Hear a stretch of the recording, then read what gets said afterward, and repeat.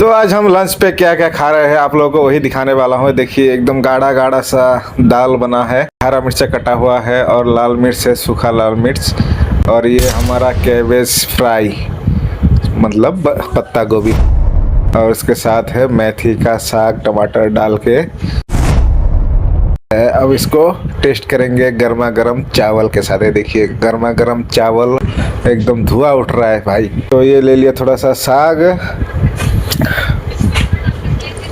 ये आ गया हमारा थोड़ा सा गोभी। अभी इसको ट्राई करते हैं। ये थोड़ा सा गोभी ले लिया, अभी एक बाइट लेते हैं।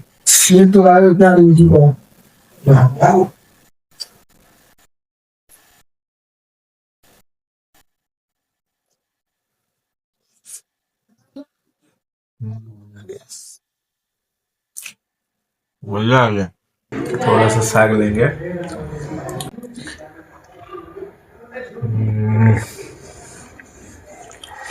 शक्ल पे मत जाना भाई, टेस्ट एकदम लाजवाब।